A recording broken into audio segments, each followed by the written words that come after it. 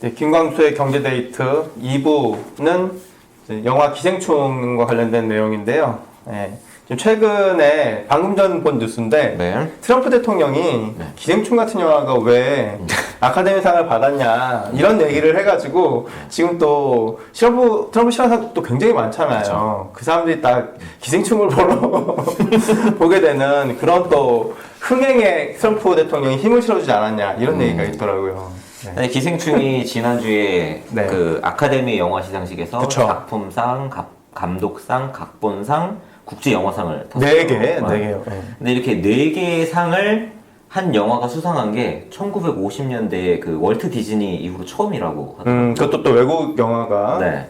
영어로 된 것도 아니고. 네. 그리고 이 아카데미상 자체에 여러 가지 상이 많이 있는데 이 중에 이제 탑 5로 뽑히는 게 작품상, 감독상, 각본상, 남주, 여주 이렇게 5개가 이제 거의 꽃으로 네. 되는데 여기 3개를 기생충이 받은 거예요. 대단한 그래서 이게 네. 저는 사실 BTS나 이런 그룹도 되게 높게 하지만 사실 빌보드 핫백에서는 아직 한 번도 1위를 못 했거든요. 앨범에서는 1위를 했어도. 근데 이거는 그런 1위를 한 번에 3개를 한 거여서 어떻게 보면 어떤 면에서는 그 BTS의 그거보다도 더 이게 큰 어떤 의미가 있지 않나. 국위선양, 네, 고가 브랜드 들더라고요. 국격 올라가는 그런 일이었다. 그런 말씀이시죠? 이거. 이제 뭐 물론 이제 그 기생충이나 영화가 이제 이른바 이제 넓게 보면 이제 이른바 한류잖아요. 네. 이렇게 한류 문화의 한 부분이잖아요. 네. 전 트럼프 대통령의 그 심정도 이해를 해요. 그리고 그 상당수 미국인들의 심정이기도 하다고 생각을 해요. 네. 그게. 특히 영국에서 엄청 반발하더라고요. 아, 그래요? 경쟁했던 영화가 1917. 이게 영국 영화거든요. 전쟁 영화. 네. 그래서 굉장히 잘 만들었더라고요. 이 1917도 아, 봐야겠네. 굉장히 잘 만들었어요. 그래서 영국에서는 나름 네. 야 이게 작품상 타겠다라고 생각하고 있었는데 어디 듣도 보도 못한 한국의 아시아. 근데 봉준호 감독이나 기생충 영화는 네. 이번 아카데미뿐만 아니라 뭐 유럽 상 많이 받았죠. 칸 영화. 에서도 네. 이미 대상을 받지 않았나요? 그쵸. 그러니까 이미 그런 걸로 보면 일단 뭐 작품성이나 어떤 소재나 뭐 감독의 역량은 네. 뭐 입증이 됐다라고 봐야 되겠죠. 선생님 혹시 보셨어요? 아직 안 보셨어요? 못 봤는데 네. 주제가 이제 뭐 이렇게 양극화. 뭐죠? 봤어요? 네, 전 봤습니다. 대충 짧게 주제 그 스토리 짧게 스토리를 말씀을 드리면 스포하면 안 되는 거 아니야? 네, 반지하에 사는 가족들이 그 우아한 저택을 사는 집에 이제 사기를 쳐서 들어가요. 거기 사기 쳐서 들어가는데 어찌돼서 보니까 그 집에서 일하는 여자 가정부가 숙식을 하는 가정부가 있는데 그 가정부를 이제 음모를 꾸며서 내쫓거든요. 내쫓는데 어찌됐다 보니까 그 가정부가 다시 자기 이제 꼭 들어가야 된다고 잠깐 이제 그 너무 스포하는 것 같은데. 아, 네.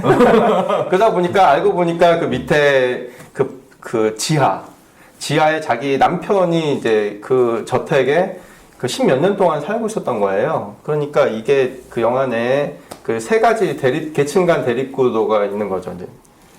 네.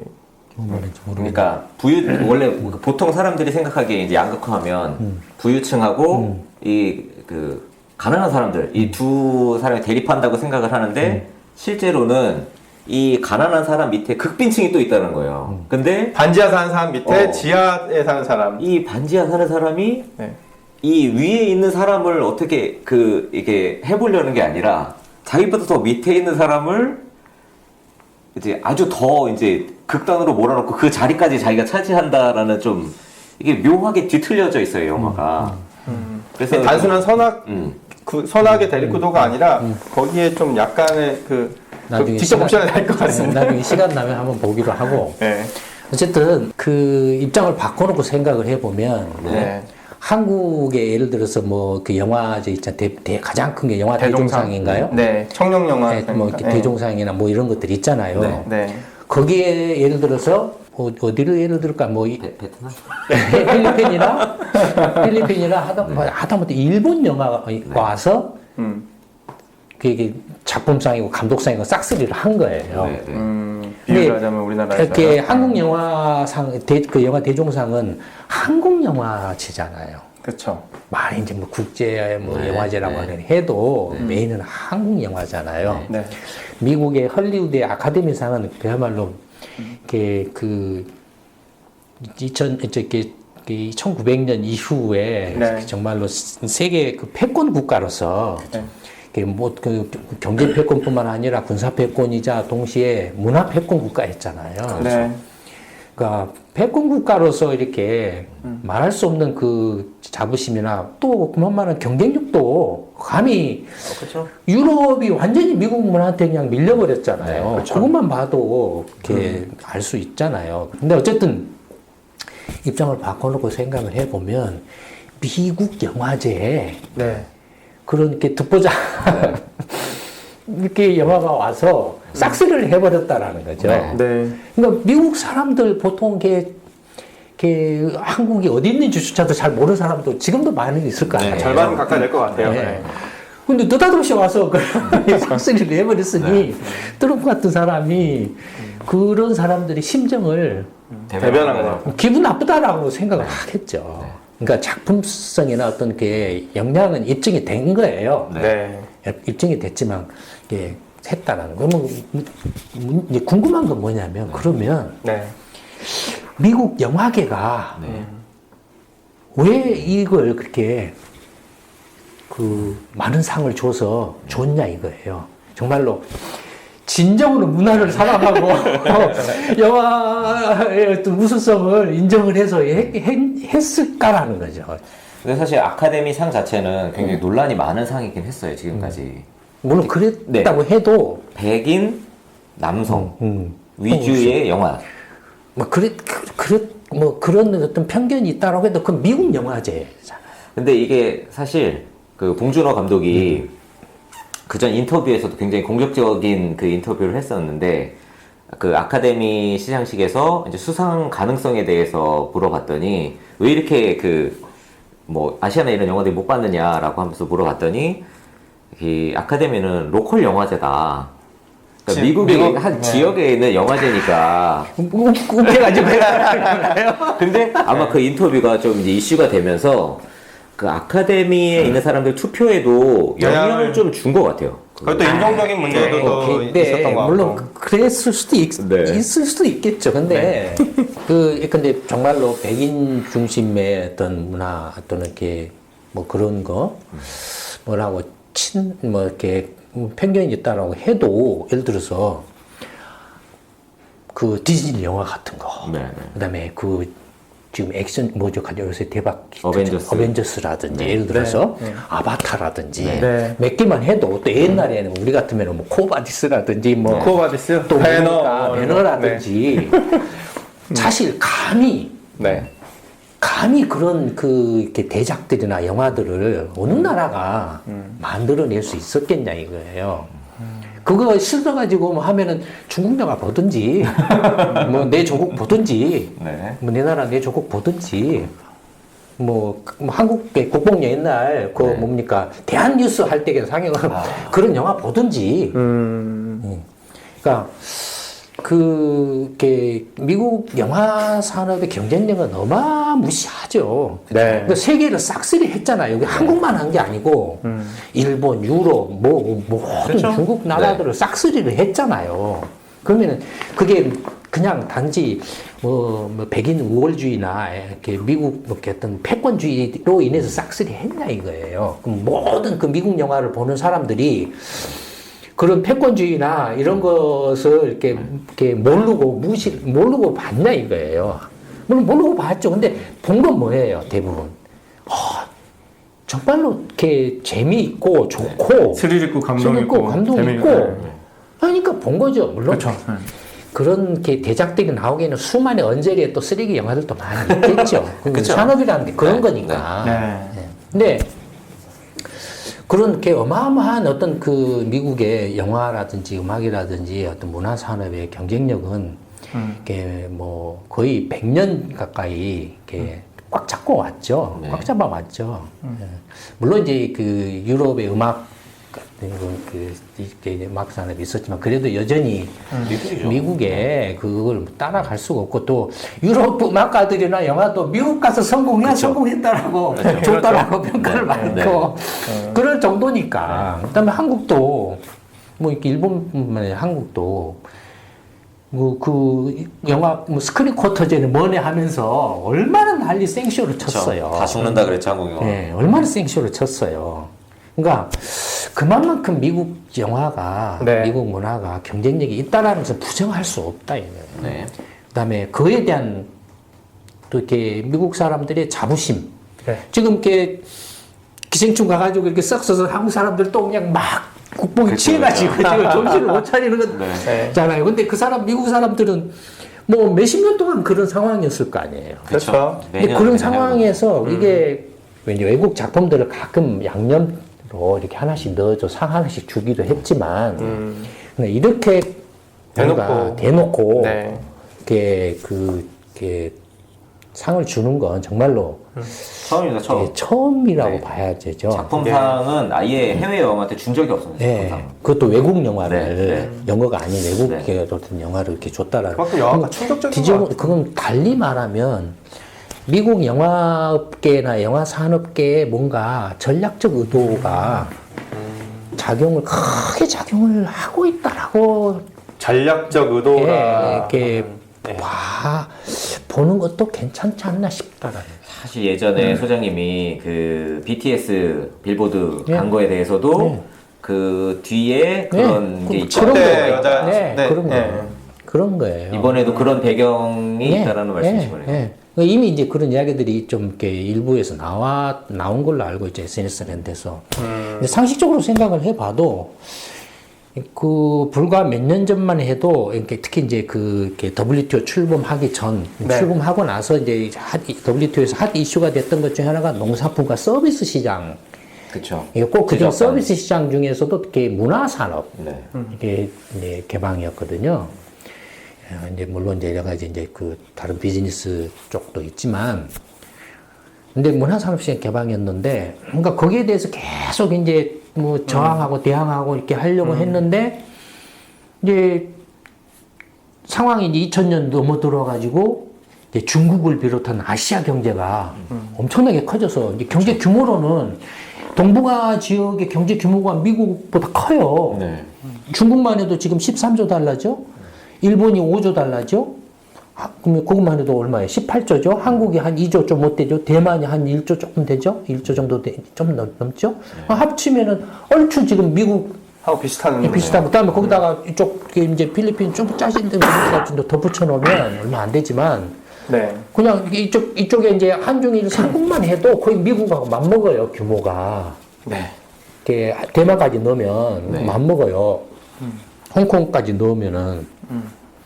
그러면은 미국 영화 산업 입장에서 봤을 때 이쪽에 경제 규모도 맞먹고 이제 경제력도 막 경제 성장도 막 하고 있고 네. 그러면서 사람들의 소득 수준이 높아져서 문화 산업이 막 크고 있다 이거예요. 네. 그러면은 당연히 이제 그 미국의 영화 산업계나 헐리우드 입장에서 봤을 때 이 아시아 시장을 공략할 수 있는 전략적인 공략 방안을 고민을 계속 하고 있을 거라고요. 그러니까 예전 방식대로 이렇게 계속 스크린 컷 이렇게 뭐 시장 개방해라, 뭐 네. 저쪽 해라 해가지고 FTA 협상하고 해가지고 들어오는 것도 방법이지만. 그건 이제 일방적으로 밀어붙이는 거였다는 미국 영화를 이렇게 네. 미국 음악을 아시아 쪽에 이렇게 일방적으로 밀어붙이는 거였다면은 뭔가 이제 그런 방식의 한계를 느끼고 있다라는 거죠. 아시아 문화가 뭔가 이렇게 특히 한류를 중심으로 해서 뭔가 미국 문화하고는 뭔가 이렇게 차별화된 형태로 세계로 이렇게 확산되고 네. 있다. 네.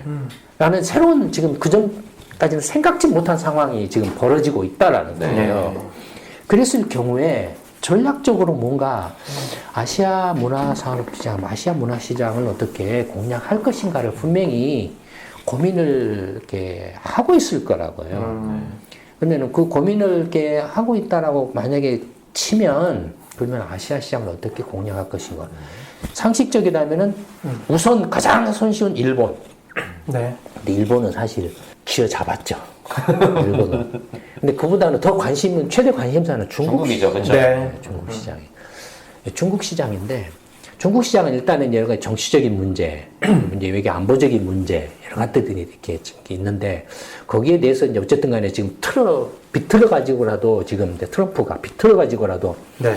시장 개방하고 네네. 미국 거 제껴라 뭐 이렇게 하고 있기 때문에 하지만 그러나 그렇게 강제적으로 한 것에 대해 하는 방식이 과연 효과적이고 올바른 방법이냐 전략적으로에 대해서는 많은 고민들이 있을 거라고요. 그렇겠죠. 예, 고민들이 있을 거라고. 그랬을 때 가장 아시아 시장을 자연스럽게 이렇게 공략할 수 있는 방법이 윈윈하는 방법. 전에는 일방적으로 미국에서 만들어낸 컨텐츠를 한국이든 일본이든 중국에다가 이렇게 집어 넣어서 이렇게 팔아 제끼는 그런 압력을 가해서 팔아 제끼는 방법이었다라고 하면 예. 이제는 그게 아니고 뭔가 이렇게 저항이나 거부감이 없이 자연스럽게 뭔가 서로 윈윈할 수 있는 그런 구조로 해서 아시아 시장으로 이렇게 들어가는 것. 왜냐면 미국 헐리우드에서 할 수 없는, 만들어낼 수 없는 새로운 감성의 어떤 그 문화 컨텐츠들이 아시아에서 만들어지고 있다. 그 선발주자가 지금 한류라는 거죠. 네. 그러니까 그렇게 봤을 때 자연스럽게 아시아 시장 공략의 일환으로서 지금 먼저 시작한 게 K-팝이에요. 벌써 상을 막 받은 거예요. 그쵸. K-팝이에요. 그러니까 한국의 그 대중문화의 뮤지션들이나 영화 제작사들이 초대를 받은 거죠, 미국 시장에. 근데 K-팝의 경우에는 네. 아시아 시장, 이렇게 미국 음악을, 이렇게 미국 팝 음악을 아시아 시장에 확산시켜 전파시키기보다는 방어적이었어요. 미국 시장에서 10대, 20대 초반이 K-팝에 확 쏠린 거예요. 네. 근데 전에도 예전에도 얘기도 했잖아요. 했죠. 예. 10대는 시장이라고 미국 팝은 성인 음악. 네. 네. 그래서 10대는 시장이라고 생각을 안 했다 이거예요. 근데 거기에 틈새 시장을 K-팝이 파고 들어간 거예요. 유튜브의 성장과 함께. 네, 파고 들어간 거예요. K-팝과의 뭔가 이제 어떤 그 윈윈 어떤 모델, 비즈니스 모델을 만들어서 미국뿐만 아니라 전 세계 시장, 특히 아시아 시장에서 이렇게 서로 윈윈하는 모델을 만들어 보자라는 그런 이제 형태로. 이렇게. 그래서 사실은 지금 아직 뭐 이렇게 이제 그 K-팝에서는 아직 그런 이제 뭐랄까 이제 한미 합작, 뭐 음악이나 이런 것들이 네. 기획사나 음악이나 이런 것들이 아직 출연은 안 하고 있지만 아마 제가 볼 때는 시간 문제일 거라고 생각을 해요. 지금 이제 K-팝 아이돌 가수 중에서도 네. 대놓고 이제 그 이른바 서양, 백인이나 서양이나 흑인이나 이런 그 아이돌 가수 출신은 없죠, 지금 현재. 없습니다. 아직은 없죠. 일본이나 뭐 중국 사람 있긴 한데. 예. 그러니까 아마 이제 그런 또 이렇게 그 형태의 어떤 그 이제 새로운 형태의 어떤 비즈니스 모델이 출현할 가능성이 높아요. 근데 영화 경우에는 이미 이제 그 배우, 헐리우드에서 이렇게 한국 배우들이나 또는 네. 촬영을 한국에서 로케이션해서 촬영을 한다든지 하는 식의 네. 좀 약간 찝쩍거리는 시도는 조금 있었죠. 있었죠. 예. 있었는데, 어벤져스도 예. 있었고. 조금 이제 전략적으로 이렇게 이른바 한국 영화가 이렇게 이른바 한류를 이렇게 배경으로 해서 아시아 시장에서 이렇게 그 좀 이렇게 영향력이랄까 어떤 그 힘을 발휘하는 것을 이제 눈여겨보고 이 한국 영화와 이렇게 헐리우드가 이렇게 윈윈하는 어떤 비즈니스 모델을 통해서 아시아 시장으로 자연스럽게 들어가는 네. 아시아적인 어떤 감성이나 정서나 문화에 맞는 콘텐츠를 반면에 또 한편으로는 미국도 이제 아시아 쪽의 경제가 이렇게 커지고 뭐 계속 소득수는 높아지고 함에 따라서 아시아에 대한 관심도가 높아지고 있고 한국이나 뭐 중국이나 이런 데 와서 이렇게 뭔가 이렇게 체류하거나 살려고 하는 그런 미국 애들이나 서양 애들이 많이 늘어나고 있다 이거예요. 그렇죠. 일본은 이미 1980년대에 들어왔어요, 서양 애들이. 80년대에 이제 일본이 재패니스 넘버원 하면서 세계 최강의 어떤 경제 강국이 되면서 막 들어왔어요. 일본 와서 이제 뭔가 돈을 벌 수 있는. 그때 어마어마했어요. 영어 교사, 영어 학원. 네. 그러면서 이렇게 연예인, 왜냐면 이제 백인은 이렇게 일본 아시아에서는 이렇게 다 똑같이 보이잖아요. 아, 그렇죠. 구분이 잘 안 되죠. 다 텔레비전에 이제 모델이나 이런 걸로 섭외가 되는 거예요. 네. 그러니까 미국이나 유럽에서는 그냥 시골 애나 어떤 아. 어디 이렇게 별로 없는 사람인데도 불구하고 평범한데도 예, 여기 오면 여기 오면은 다 똑같이 보이니까 네. 모델을 한다 이거예요. 네. 무슨 상품 모델이나 패션 모델이나 뭐 이렇게 요새 상품이나 뭐 이렇게 요새 옛날하고 또 달라서 지금은 그 상품 모델이 어마어마하잖아요. 인터넷 쇼핑 같은 것도 모델 그쵸. 있잖아요. 네. 그런 것들이 뭐 어마어마하게 늘어나니까. 그러니까 1980년대 일본이 그 바람이 불었어요. 네. 80년대. 그러니까 제가 87년에 처음 일본을 갔는데 87년 처음 갔을 때만 해도 외국인 동경 시내에서 도쿄 시내에서 외국인 보기가 힘들었어요. 많지가 않았어요. 네.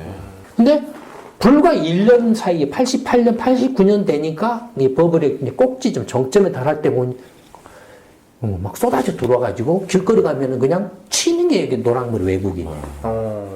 순식간에 늘어난 거예요. 순식간에. 텔레비전에도 처음 갔을 때 외국인이 어쩌다 나오면은 사람들이 이렇게 신기하게 보고, 우리도 이렇게 외국인 하면은 지도 내가지고 막 이렇게 도와주고. 뭐 사주고 있어요. 뭐 해주고 네. 공짜로 해주고 이러잖아요. 네. 일본이 그랬어요.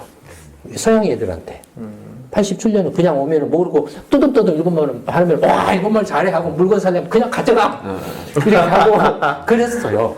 근데 요즘은 안 그렇죠, 우리나라. 근데 88년, 89년 1년, 2년 딱 지나고 나니까 이제는 무시를 하는 거예요. 재팬시 넘버원 쟤들 지 먹고 살기 힘들고 우리보다 못 살아.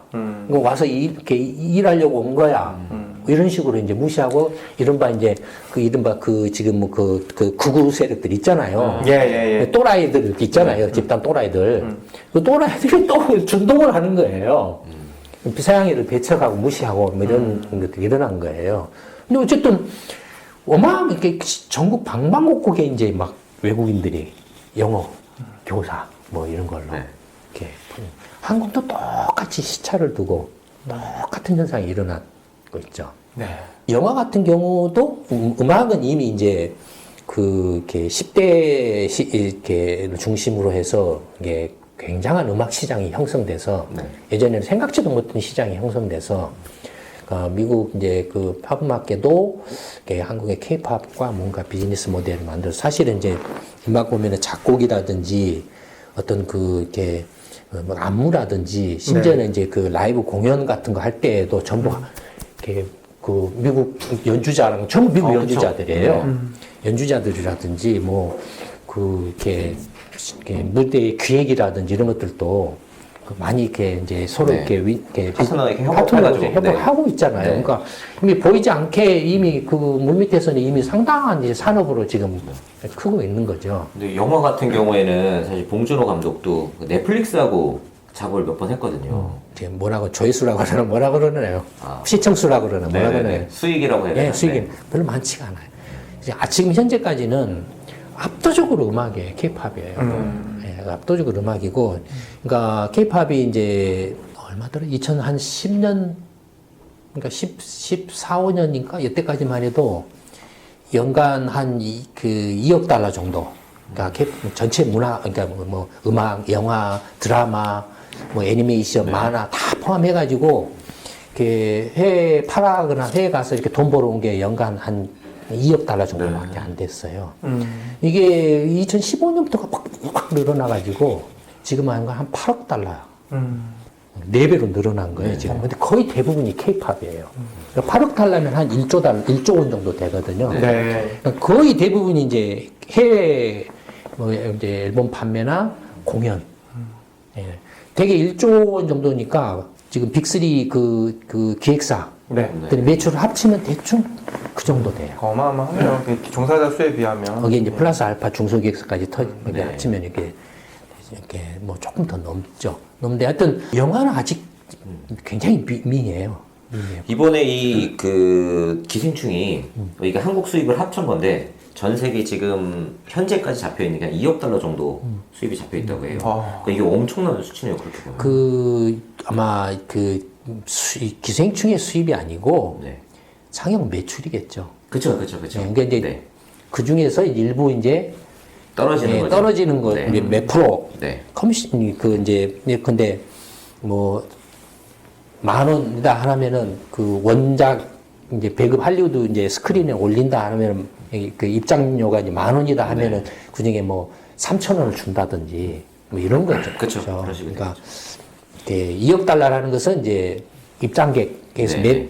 그 매출액 매표 그쵸, 매출액 그쵸, 그쵸. 뭐 그런 그거니까 어쨌든 뭐 그 이제 이게 그 헐리우드의 미국 영화 산업계의 전략적 의도가 강하게 반영됐을 가능성이 매우 높아요.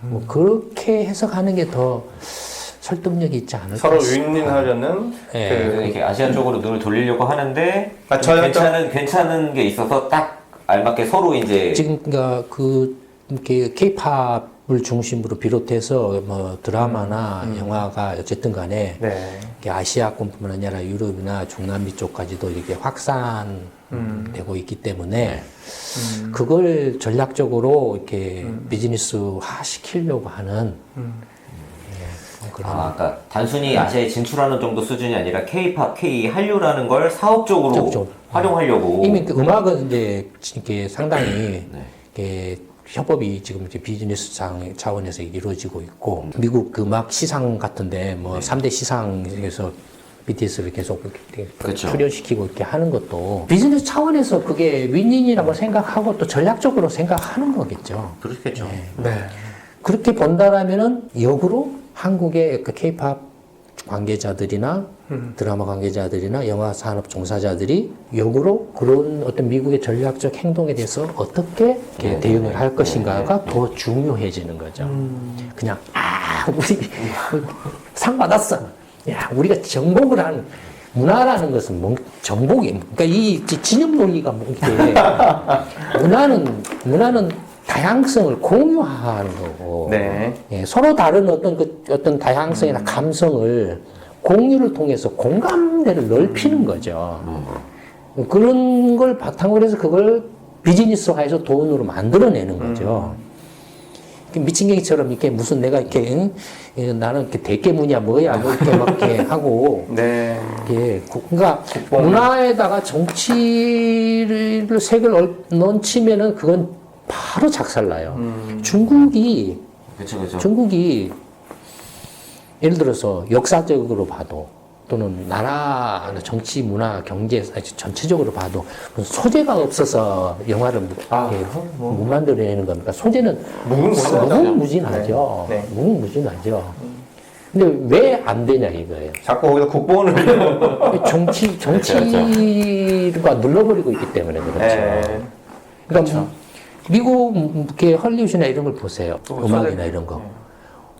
오히려 그 미국의 문화는 그게 반정치적이죠. 정치하고 이렇게 유착돼 버리면은 유착되는 순간 망가져 버려요. 근데 요새는 이제 트럼프가 워낙 날뛰니까 반 트럼프 정서가 문화계에도 좀 많이 퍼진 것 같아요. 가장 그 문화 산업의 강력, 특히 영화 같은 경우나 이런 문화 산업의 가장 강력한 소재 중에 하나가 정치거든요. 네. 그러니까 문화 자체가 정치를 소재로 해서 창작품을 만들어내는 것은 굉장히 중요하고 좋은데 정치가 문화 위에 와서 이렇게 터줏대감 노릇을 하게 되면은 그 문화는 망가져요. 그때 뭐 저희 정책 아카데미에서도 문화 파트에서 선생님 항상 강조하시는 지점이잖아요. 강력한 선동의 그 수단이 문화다. 그렇죠. 그거를 항상 경계해야 된다 이 말씀을 하셨죠. 그 나치의 그 선전상에 누가 있습니까? 게베스. 개별수죠. 예. 좋은 의미에서 나쁜 의미에서 그랬던 빠돌이들. 야, 태극기 부대나 이런 것도 다 이렇게 선동하는 부대들이죠. 네. 근데 문화가 워낙에 이게 그 이제 대중적 감성이나 공감력이 강력하기 때문에 네. 그래서 자꾸 정치가 유혹을 받아요. 문화를 정치적으로 악용을 하려는 유혹을 받아요.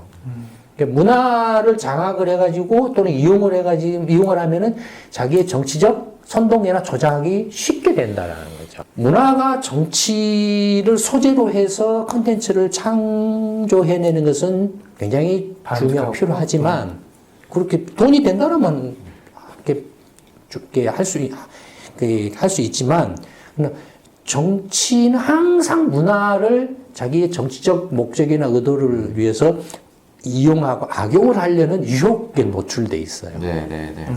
이번에도 막 기생충 가지고 뭐 봉준호 그 생가를 뭐 그런 거예요. 아니 미친 게 그러니까 대통령이든 후에 누가 됐든 뭐 케이팝이다 뭐다 뭐 스포츠다 뭐다 가서 상 받아오면은 나하고 밥 한 끼 먹고 네. 사진 쫙 찍고 뭐다고 그런 짓을 하면 안 되는 거예요. 이번에도 그 청와대 초청해서 뭐 라면 끓여 먹고 이거 한 것 그 때문에 욕 엄청 먹거든데 요즘에. 예. 어제 그 봉준호 감독을 초대해가지고 그 대통령하고 영부인이 그게 정치적으로 네. 이용을 해먹기 그쵸, 한 거거든요. 그렇죠. 그게 오히려 더 우한 패럼 사태 그러니까 왕래면서 봉준호 감독이 정말로 네. 이렇게 제대로 된 정치거든 그 문화에 대한 문화 정치 간의 관계에 대한 이해가 있다라면 정중하게 사절을 하는 거죠. 그러면 또 관심을 싫어할까봐 예, 사절을 하고 관심을 네. 가져주셔서 감사합니다. 개인적인 사정이 있어서 좀 이렇게 그 참석할 수 없게 된 것을 유감으로 생각합니다. 앞으로 영화 산업에 많은 관심을 가져주시면 고맙겠습니다. 라고 하는 걸로 정중하게 사절을 하면 되는 거죠. 그러면 대깨문들한테 엄청나게 공격당할. 근데 그게 네. 박근혜 때나 뭐 이명박 때는 이게 김연아나 뭐 이런 뭐 야구나 이렇게 하면은 불러가지고 막 하면은 욕 직살나게 하고 네. 문재인 하면은 또 막 이래 하고. 안 한다고 욕하고. 그러니까 네. 그건 이제 그 문화 산업업계 종사하는 사람들이 그 문화와 정치 간의 위험성에 대해서 네. 잘 인식을 하고 있어야 돼요. 그래서 누가 됐든지 간에 그런 어떤 그 문화적인 어떤 그 성과나 업적을 정치적으로 이게 좋은 의도든 나쁜 의도든 간에 네. 이용당할 소지가 있다 또는 이용하려는 그 위험이 있다라고 할 때는 과감하게 문화업계 종사하는 사람이 먼저 손을 끊어야 돼요. 그 손을 끊지 않고 오히려 그게 유착해서 나온 게 버닝썬, 누구죠? 승리, 그 뭡니까? 뭔 사건이죠? 버닝썬입니다. 예, 그게 버닝썬인가요? 네. 그런 거죠. 그러니까 지금 이제 케이팝에 3대 지금 빅3가 있잖아요, 기획사가. 그쵸. 네. 이제 근데 사실 아마 빅3가 이제 빅히트를 넣고 누군가는 빠져야. 근데 어쨌든 이제 지금까지 빅3가 있었잖아요. 네. 빅히트는 약간 이제 조금 이제 특출나는 게 좀 특별하고 그럼 이번에 나중에 상장을 하면 SM을 넘어설 것 같다라고. 순식간에. 근데 뭐 어쨌든 간에 그 이제 BTS 이후에도 그게 가능한지는 두고 봐야 되죠. 네. 거의 힘들겠지만. 근데 어쨌든 이 빅3를 놓고 보면 그러니까 SM 있고 JYP가 있고 YG가 있고 네. YG는 맛이 강한 것 같아요. 예, 근데 이제 그 특징이 있어요. 명품 브랜드를 잘 만들어내는, 게 빅뱅이나 블랙핑크나 뭐 이렇게 예전에 해체된 트윈원이나 브랜드 명품을 만들어내는 장점이 있어요. 근데 이게 정치권하고 이렇게 줄을 대고 뭐 땡짓거리를 하다가 보니까 스스로 망가진 거예요 지금. 네. 애들도 망가뜨리고 빅뱅 같은 경우는 이렇게 GD 같은 경우도 군대 안 갔으면 감옥에 갔을 위험이 있어요. 군대 도망간 거죠. 네. 이제 국내 활동은 아예 안 한다는 것 같아요. 해외 활동만 하고. 어쨌든 그런 거고 제가 볼 때는 SM이 상당히 혁신적이에요. 그 K-팝하고 미국 팝하고의 차이라고 한다면 미국의 팝은 전통적인 팝이잖아요. 네. 미국의 음악은 듣는 음악인데 K-팝은 보는 음악이에요. 뭐 그쵸 비주얼. 보는 음악이에요. 보는 음악이고 춤추는 음악이에요. 그러니까 그렇게 보면은 미국의 팝이 일종의 20세기 성인 음악이라고 한다면 K-팝은 21세기형의 21세기 음악의 미래를 보여주는 그런 음악이라고 보여져요. 미국 팝 음악도 보여지는 음악으로 이렇게 변해갈 가능성이 매우 높아요. 그러면은 한류에 또 엄청난 경쟁자가 되는 건가요? 뭐 그럴 수 있죠. 충분히 그럴 수 있죠. 근데 그러니까 문화의 변화, 특히 음악의 변화에서 보면 네. 그러니까 이렇게 듣는 음악이었기 때문에 가수가 중요해요. 네. 기획사나 이런 것보다도 가수가 중요해요. 가수가 핵심이에요. 네. 가수가 음반을 쓰고 이렇게 내놓고 가수가 뜨고 유명해지는 거예요. 네. 듣는 음악이니까. 근데 보는 음악, 보여지는 음악 또는 춤추는 음악이기 때문에 기획이 필요한 거예요. 기획. 트레이닝도 되게 중요해지고. 예, 기획이 필요한 거예요. 그러니까 기획사. 그러니까 이게 가수 중심이 아니라 기획사 중심이에요.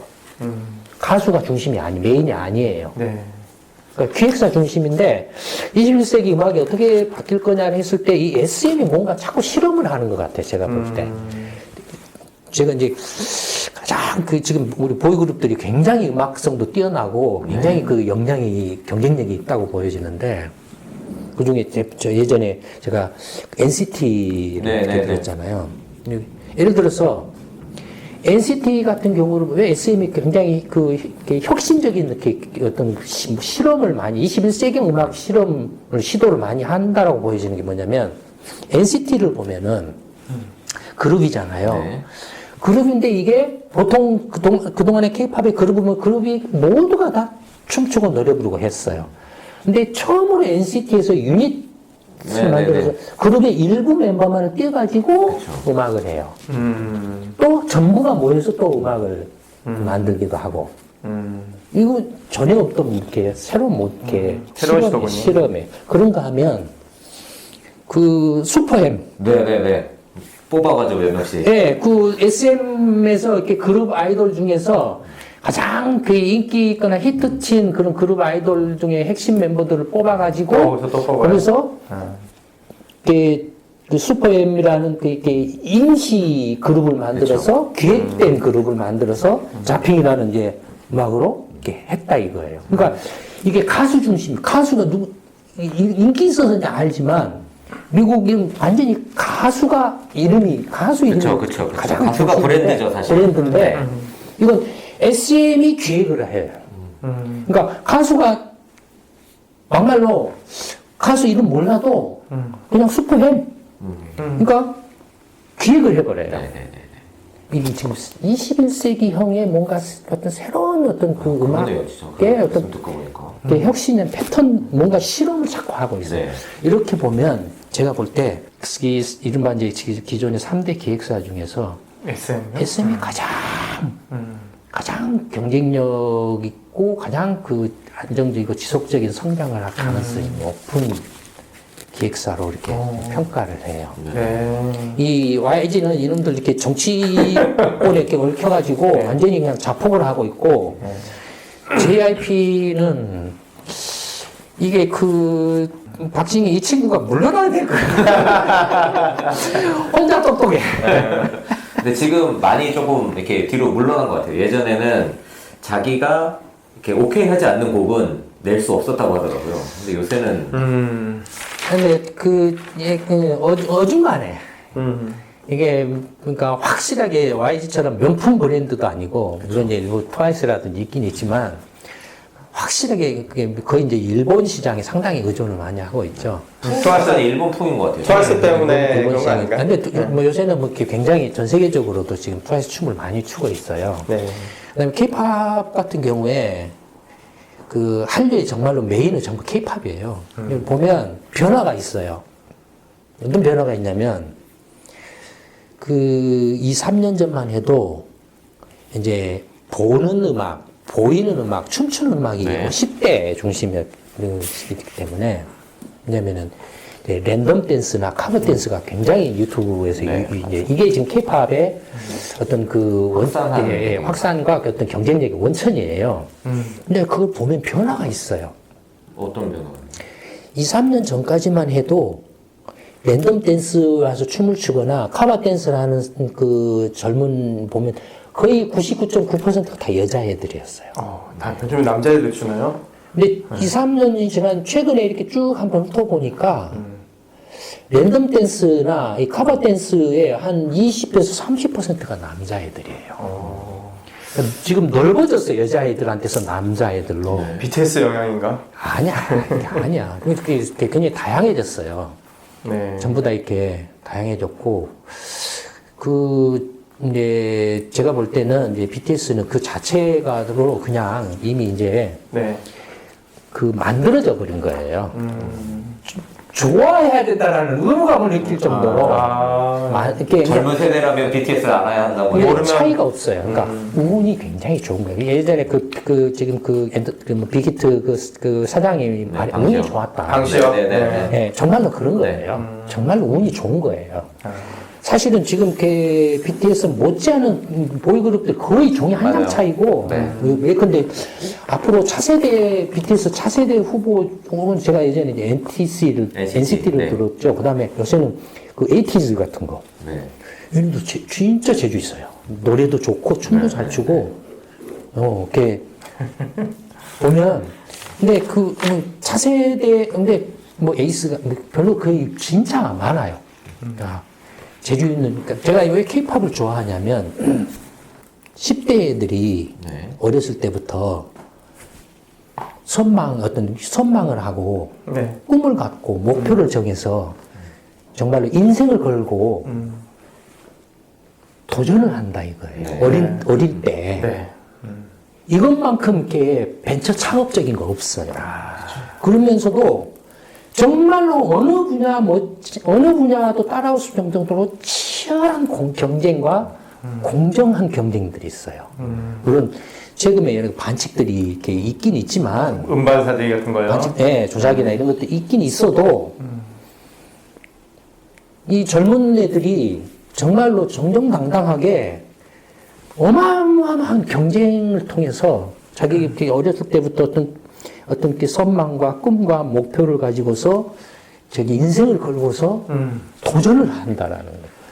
그게 너무 좋은 거예요, 저는. 설령 거기에서 이렇게 성공하지 못한다고, 산업이란 그런 거니까. 성공하지 못한다라고 그래도 그렇기 때문에, 그렇게 하고 있기 때문에 K-팝이 계속 발전할 경쟁력을 것이다. 갖고 있는 거예요. 이 부분은 소장님 약간 감정이 입이 되신 부분도 있는 것 같은데요. 아니. 그러니까 그러니까, 이순신 프로젝트를 이렇게 아니, 그게 감정이 있는 거. 그러니까, 그렇게 정말로 다른 분야는 흉내낼 수 정도로 굉장한 그게 도전으로 넘쳐나고, 그 도전 속에서 어마어마한 경쟁이 있고, 그 다른 데로는 또 상당히 이렇게 경쟁이 치열하면서 공정한 경쟁이 있기 때문에, 네. 이게 세계적인 경쟁력을 갖게 된 거예요. 그럼요. 예. 그러니까 그런 것들을 굉장히 좋아한다 이거죠. 그러니까 벤처 창업을 지원하고 육성한다 말로만 떠드는데 그렇게 돈만 쏟아붓고 못하고 이렇게 클러스터 만들고 뭐 한다고 한다 이거예요. 근데 한국에서 제일로 혁신적인 기업은 어딘 줄 아세요? 삼성전자예요. 삼성전자예요. 국내에서는 경쟁자가 없기 때문에 다 취업하지만 세계 시장에서는 정말 죽자는 사이에 경쟁을 하는 거예요.